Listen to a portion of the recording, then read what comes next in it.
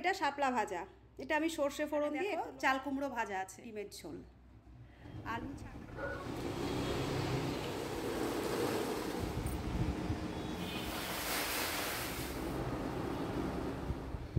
ছাদে চলে এসেছি, দেখো ঠাকুরের বাসনগুলো এখানে আমি বার করে নিয়ে এসেছি। আজ বুধবার, এখন প্রায় 8:30 থেকে 9:45 মতো বাজে। নিচে টুকটাক কাজ ছিল, সেগুলো সারা হয়ে গেছে, ছাদে চলে এসেছি। ছাদে আসার সময় দেখলাম অপরাজিতা গাছগুলোই অনেক ফুল ফুটেছে, নীলকণ্ঠ গাছেও টুকটাক ফুটেছে। নিচে আমার আজকে যাওয়া লাগেনি ফুল তুলতে, তোমাদের দাদা গিয়ে ফুল তুলে নিয়ে এসেছে। নিচে যেই কটা ফুল ফোটে সাদা ফুল, অনেকগুলোই হয়, সেগুলো নিয়ে এসেছে। ওপর থেকে আমি খুব বেশি ফুল তুলবো না, ওই অপরাজিতা ফুল কটাই তুলবো। বাসনগুলো সকালবেলা যদি মেজে নিই, সারাদিনের আর চাপটা থাকে না। ওই জন্য ভাবলাম সকালবেলাই একবারে গিয়ে ঠাকুরের কাজকর্ম সব সেরে তারপরে নিচে আসি। তো সেই কারণেই আমি ছাদে চলে এসেছি। দেখো বাসনগুলো আগে মাজবো, তারপরে ফুল তুলবো।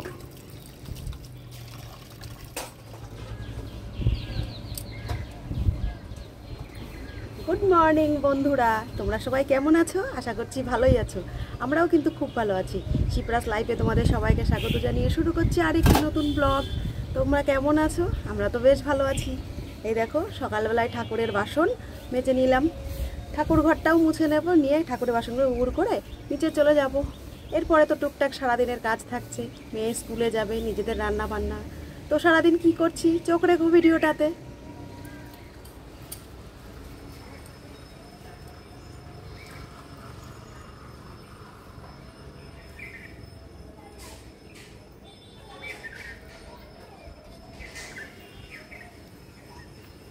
জানো তো, বাড়ির আর সমস্ত কাজকর্মর সঙ্গে সঙ্গেও এই কাজটাও কিন্তু আমার খুব প্রিয় একটা কাজ। এই যে ছাদে এসে ফুল তোলা, সকালবেলায় তো প্রায় দিনই আমি আসি, ছাদে ফুলও তুলি, কিন্তু প্রত্যেক দিন নিয়মিত করাও হয়ে ওঠে না। এক এক দিন এক এক রকম কাজের চাপ থাকে, সকালবেলাটায় খুবই চাপ থাকে। ওই জন্য চেষ্টা করি একটু আগে আগে ওঠার। সব দিন তো আর সময় হয় না, সেই কারণে সব দিন ফুলও তোলা হয় না। বাড়িতে যদি কোনো বয়স্ক লোকজন থাকে, এগুলো তাদেরই কাজ থাকে, তারাই করে। এই যে ঠাকুরের বাসন মাজা, ফুল তোলা, টুকটাক একটু গাছের খেয়াল রাখা। আমার বাড়িতে তো সেরকম বয়স্ক কেউ নেই, শ্বশুর শাশুড়িও নেই, তাই এগুলো আমাদেরকেই করতে হয়। আর কি করা যাবে বলো। চলো তাহলে, ফুল তো তোলা হলো। এদিকে দেখো আমি ফুল তুলতে গেছিলাম সকালবেলায়। বাড়ির লোক তো নিচের ফুলগুলো যা যা ছিল সাদা ফুল টুল তুলেছে। এখানে দেখো নীলকণ্ঠ দিয়ে আর অপরাজিতা দিয়ে, এই দেখো এইটা হলো নীলকণ্ঠ। নীলকণ্ঠ দিয়ে অপরাজিতা দিয়ে দেখো কত ফুল ফুটেছে।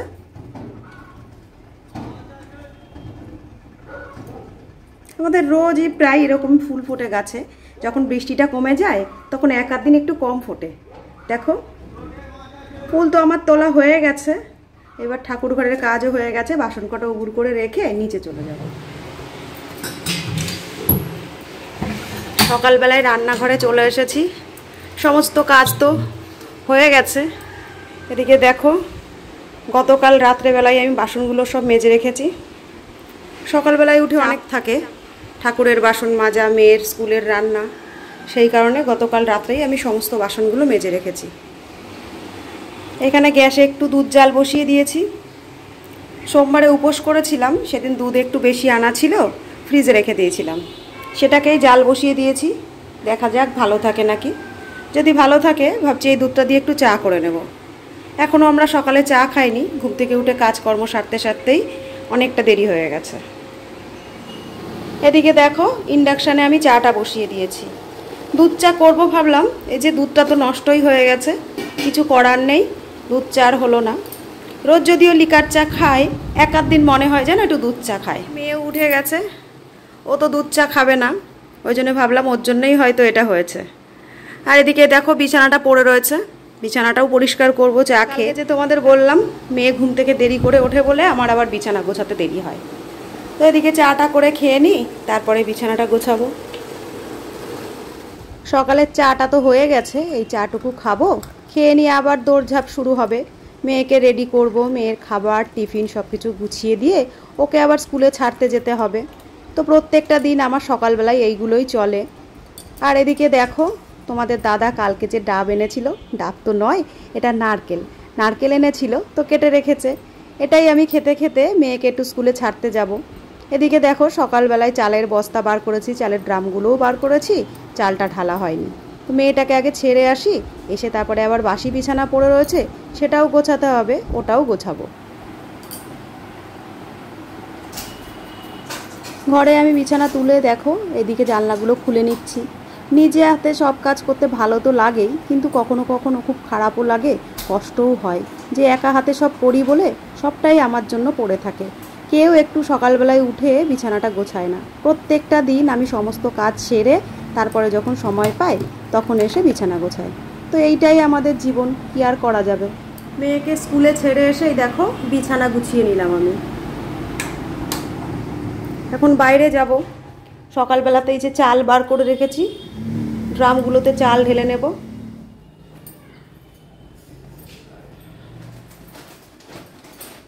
চালগুলো অল্প অল্প করে আনা হয়, আর এই ছোট ছোট ড্রামগুলোই আমি ঢেলে রাখি।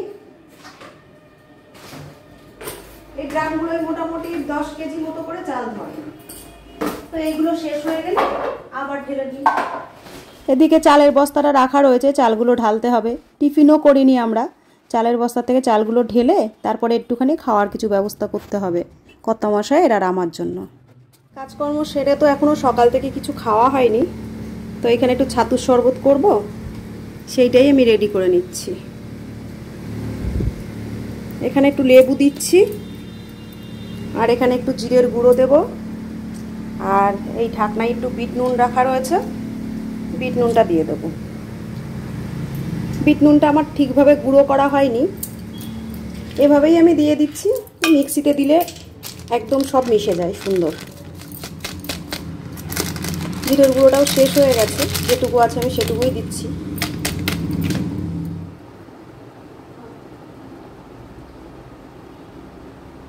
মোটামুটি সকাল থেকে তো একটা পর্ব গেল, কাজকর্ম সমস্ত সারা হয়ে গেছে। এদিকে একটু টিফিনও করে নিয়েছি, ছাতুর শরবত। তো এইটাই এখন দুজন মিলে বসে খাবো, খেয়ে রান্নাবান্নার জোগাড় করব। দেখি আজ কি কি রান্না করি, অনেক রকমই তো সবজি আছে, দেখা যাক।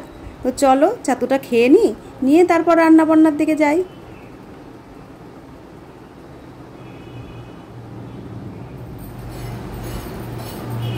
সকালে টিফিন করেই দেখো সমস্ত কাজ সেরে সবজি কাটতে বসে গেছি, রান্না বান্না করব। অনেক সবজি আছে, সবই মোটামুটি নিয়ে নিয়েছি। কি রান্না করবো এখনো ঠিক করতে পারিনি। এই যে চিচিঙ্গা কাটছি, এর আগেও আর একটা কেটে যে জলে দিয়ে দিয়েছি। চিচিঙ্গাটা তো হবেই। এদিকে দেখো শাপলা রয়েছে, এটা তোমরা কে কে খাও? আমরা খাই, খারাপ লাগে না খুব একটা। তো নিয়ে নিয়েছি, যদি কেটে উঠতে পারি তাহলে রান্না করবো। তোমাদের তো আগেই বলেছি যে আমার ছোটো মেয়ে খুব একটা সবজি টবজি খায় না। তো আজ রাত্রে বড় মেয়ে আসবে, রাত্রে নয় বিকেলের দিকে আসবে। ও তো 1-1.5 মাসের জন্য কলকাতায় গেছিল, কমপ্লিট হয়ে গেছে, আজ আসবে। তো রাত্রে এসে যদিও ভাত খাই, সেই কারণে একটু সবজি টুকটাক রান্না হচ্ছে, আর আমরাও খাবো সেই কারণে। তো সবজিটা কেটে নিই, কি রান্না করব না রান্না করব সেটা এখনো নিজেও ঠিক করিনি যে তোমাদের বলবো। রান্না বান্না করে নিই, তোমাদের অবশ্যই দেখাবো কি রান্না করলাম। সবজি তো কাটতে বসেছি, সবসময় এইখানটাতেই আমি বসে সবজি কাটি। নিচে আওয়াজ হচ্ছে দেখো, তোমরা কিন্তু একটু অ্যাডজাস্ট করে দেখে নিও। আমাদের বাড়িতে নিচে মেশিনের কাজ হয়, সেই মেশিনের আওয়াজেই মানে এরকম আওয়াজ আসে মাঝে মধ্যে ভিডিওর মধ্যে। তো ওটা কর্ম, ওটা করেই আমাদের খেতে হয়, কি করবো বলো, টুকটাক আওয়াজ তো হয় একটু। তো সবজিটা কেটে নিই, রান্না বান্না করি, আবার আসছি তোমাদের সামনে। একটু আগে সবজি কাটতে বসেছি, তোমাদের তো দেখালাম। এই দেখো চিচিঙ্গা ভাজবো বললাম, চিচিঙ্গা কাটতেও গেছি, গিয়ে দেখো এই দেখো পোকা বেরিয়েছে,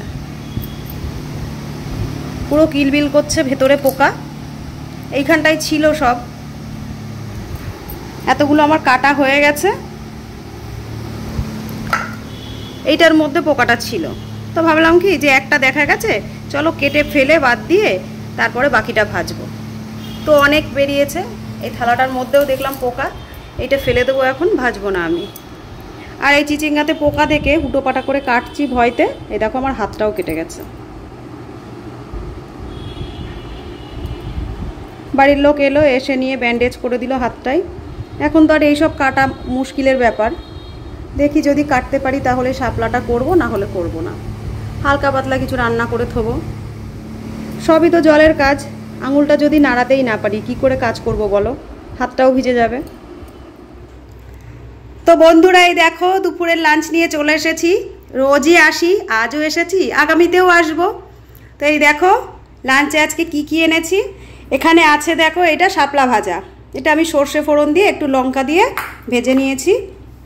আর এখানে দেখো চাল কুমড়ো ভাজা আছে, আর আমি শুকনো লঙ্কা ভেজেছি একটু যদি খাই।